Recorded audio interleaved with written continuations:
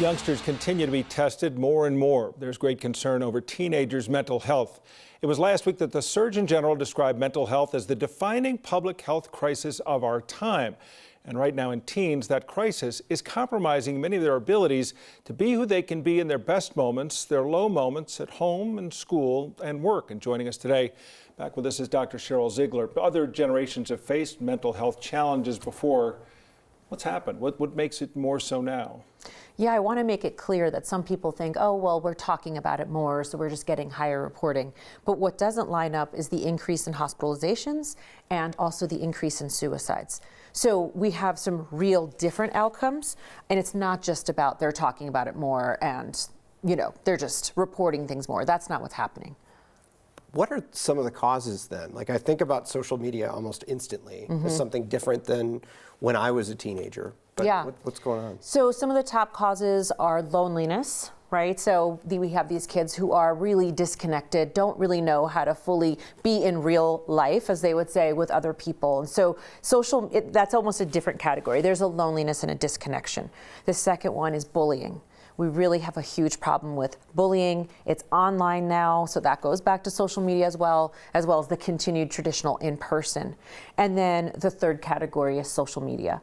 And what we know there is that kids feel worse when they're on social media. The data says, I feel worse about myself, I feel lonelier, I feel more depressed, I feel more anxious, and I have low self-esteem as a result of my time on social media.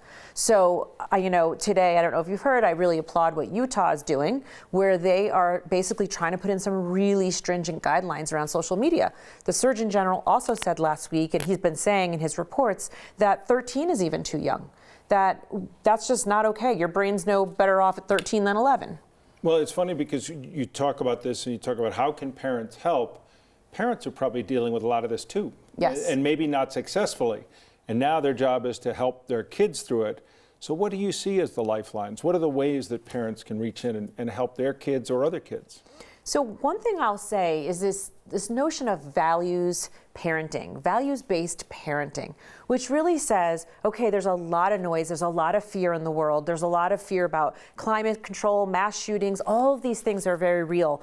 So how do we get really clear on what our values are as parents and try to really stick to them?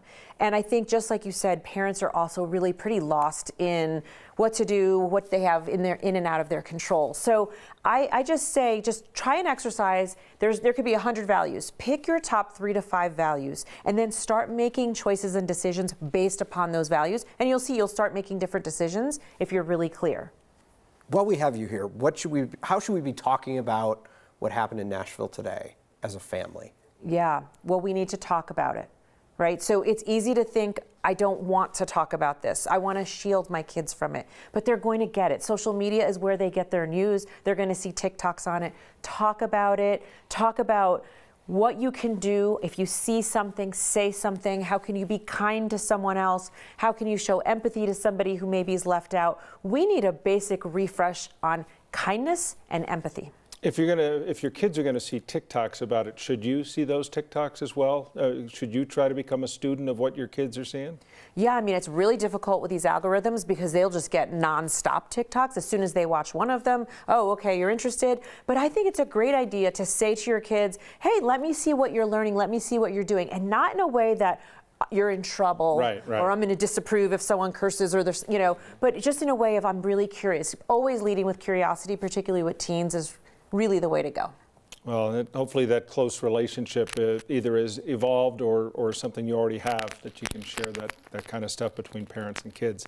Dr. Sheryl Ziegler, it's always good to see you even on the toughest days. Thanks. Thanks.